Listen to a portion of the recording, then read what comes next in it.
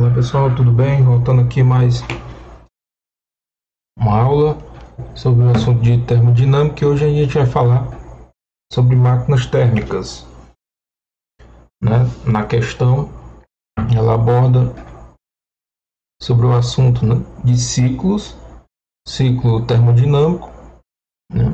E na questão também ela vai abordar a questão do cálculo de entropia, né? Então esses três assuntos, máquinas térmicas, ciclos termodinâmicos e entropia, eles estão, né, contidos nessa questão que a gente vai ver agora com mais detalhes, né? Então a questão diz o seguinte, né?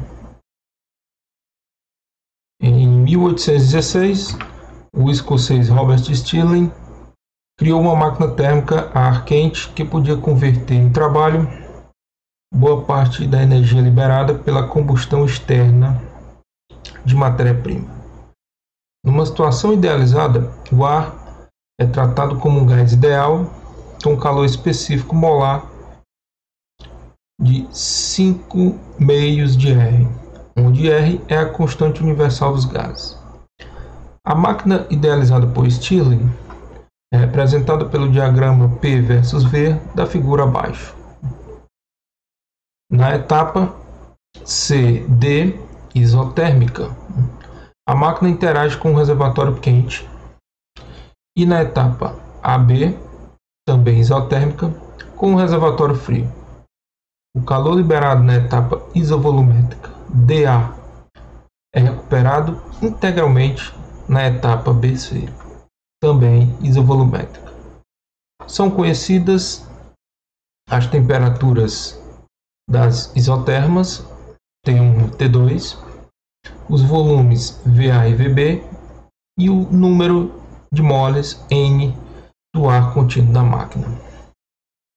Okay? Então aqui é uma questão, né, que aborda o famoso ciclo do motor Stirling, né, como foi dito na questão, né, em homenagem ao escocês Robert Stirling, que criou esta máquina térmica, né? Então a gente vai na questão, ele pede, né, para calcular finalmente o rendimento do ciclo, certo? A gente vai marcar aqui, ó, ele pede para calcular o rendimento do ciclo e a variação total da entropia, certo? Então, vamos voltar aqui à questão e ver alguns detalhes. Então, ele diz que o ar é tratado como um gás ideal de CV, né? Que o CV, né, de 5 meios de R. Ok? Então, pelo esse valor aqui, 5 meios, a gente já percebe que é um gás diatômico, né? A máquina idealizada por Stirling é representada no diagrama PV. Então a gente vê aqui, ele diz na questão, né, que a máquina interage com o reservatório quente na etapa AB. Então significa que o calor é transferido, né, do reservatório quente para a máquina nesse processo aqui. Então aqui a gente tem o Q quente, né? E ele diz que ela interage com o reservatório e na etapa AB, né, com o reservatório frio. Então aqui ó, o reservatório frio, né, na etapa de A até B, certo? Até esse pontinho aqui. Então aqui a gente entende como que frio, né, principal. Embora, né, ele diga na questão que aqui existe calor liberado, né, na etapa DA, e também existe um calor aqui, né, que é recuperado, né, pela máquina, como ele fala aqui, ó, é recuperado integralmente em BC. Então essas duas etapas aí, elas não vão ser, né, tão importantes para a resolução da questão, né? Então a gente vai calcular, no caso, o que ele está pedindo aqui, né, que é o rendimento do ciclo. Então a gente precisa lembrar, né, como é que calcula o rendimento, né, de uma máquina térmica, né? Então o rendimento de uma máquina térmica, ele é dado pelo trabalho, né, o trabalho realizado, né, pela máquina, né, o trabalho útil realizado pela máquina em relação ao seu calor quente, né, ao calor que é absorvido pela máquina. Então a gente tem essa relação aqui de benefício, né, que é geralmente o que você pretende usufruir dessa máquina, né, dividido pelo custo. Você pode considerar dessa forma, né, onde o custo é o valor, né, que você paga para obter a energia a ser transferida à sua máquina, certo? Então essa relação benefício-custo, ela vai nos dar o valor do nosso rendimento que ele pede na questão, certo? Então, para a gente entender e calcular o trabalho, né, a gente, como esse aqui é o trabalho útil, então a gente vai encarar como trabalho total, né, realizado pela máquina. Então, o trabalho total, a gente precisa lembrar aqui, né, que é o trabalho útil da nossa máquina de Stirling, né, vai ser o que? Vai ser o trabalho de C para D, mais o trabalho de D para A, mais o trabalho de A para B, e por fim o trabalho de B para C, certo? Então no ciclo a gente visualiza que existem dois processos onde o volume é mantido constante. Então existem dois processos isovolumétricos, né, que no caso vai ser o DA, trabalho, né, do ponto D ao ponto A, e o trabalho do ponto B ao ponto C, certo? Então a gente coloca como nulo o trabalho nesses dois processos. Então o trabalho útil, né, ele vai ser dado por a soma do trabalho CD mais o trabalho de A a B, ok? Bom, mas como calcular o trabalho CD e o trabalho AB? Na própria questão, ele diz que o processo CD é um processo isotérmico, né? Então, de C para D, nós temos a temperatura constante, né, igual a T2, certo? Então, se a temperatura é constante, a variação da energia interna de C até D vai ser igual a zero. Isto implica que, pela primeira lei, nós vamos ter que todo o calor transferido ao gás, né, vai ser igual ao trabalho realizado, né, no caso de C para D. Ok? Então, esse trabalho dado, né, de C até D vai ser igual ao calor, né, a energia que é transferida do reservatório quente, né, como ele informa aqui na questão, ó, onde ele interage com o reservatório quente. Então você já identifica, né, o que quente. Bom, então como aqui é um trabalho isotérmico, né, a gente sabe que o trabalho isotérmico ele é dado pelo número de mols vezes a constante universal, a temperatura T2 vezes o Ln do volume, né? O Ln da razão do volume final, que é Vd, né, dividido por Vc, que no nosso diagrama ali é o volume inicial. Então a gente já tem essas informações aqui. A gente já tem o Q quente e tem o trabalho de C para D. certo? Então agora a gente precisa calcular o trabalho de A para B.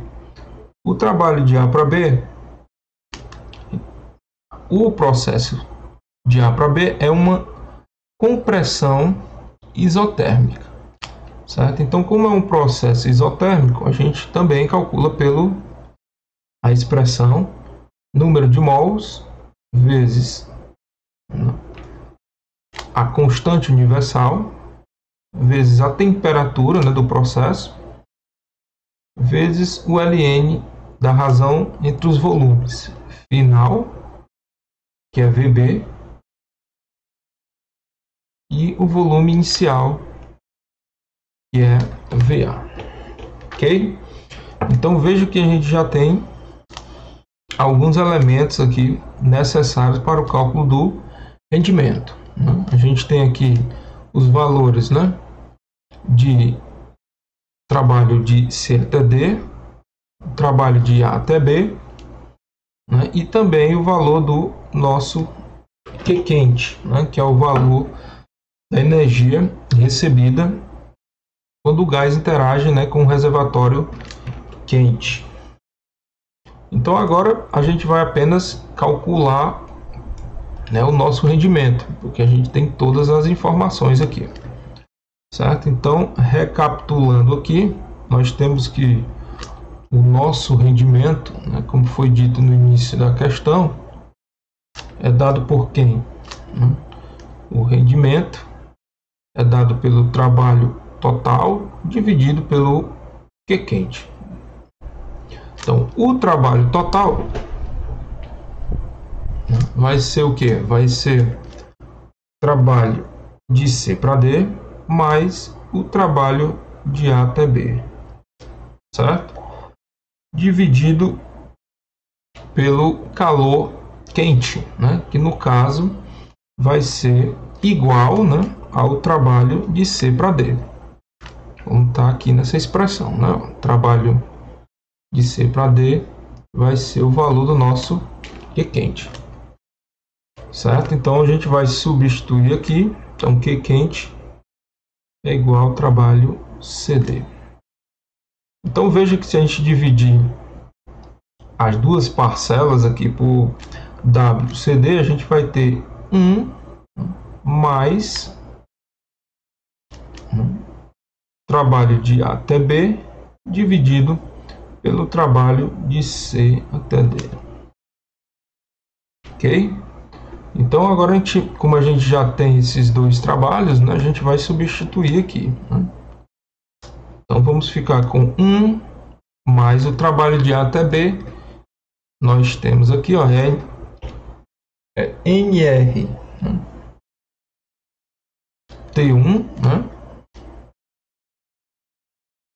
NR T1 Ln, né, de VB sobre VA. É isso?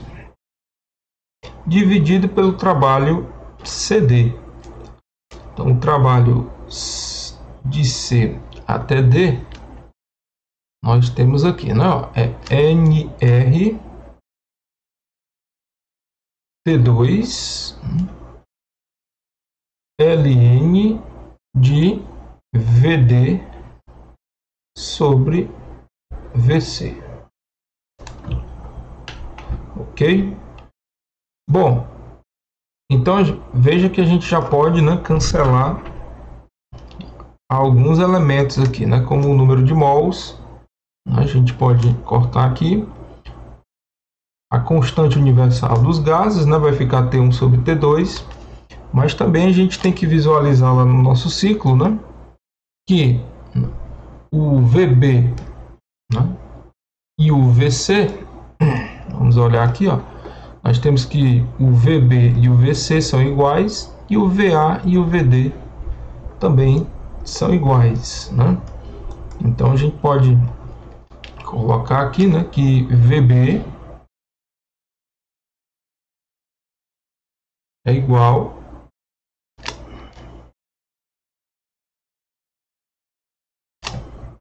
mais uma vez lá, a gente tem que o VB é igual ao VC, né? VB é igual a VC, e também que o VA, de acordo com o nosso ciclo, né, ele é igual ao VD, certo? Ok?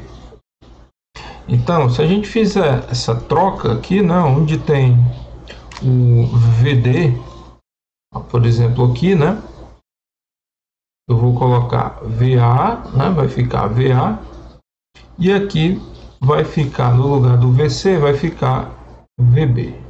Né? Veja que a gente obteve aqui quase a mesma relação, né? Porém, ela está invertida. Aqui eu tenho VA sobre VB sobre VA, e aqui eu tenho VA sobre VB. Né? Então, eu posso inverter qualquer um desses logaritmos aqui, desde que eu coloque o sinal negativo aqui. Então, se eu inverter aqui, né, a minha razão, obter o inverso, né, dessa razão, eu tenho que colocar o sinal negativo aqui. Depois que eu fizer essa trocazinha, né, que a gente evidenciou lá no ciclo.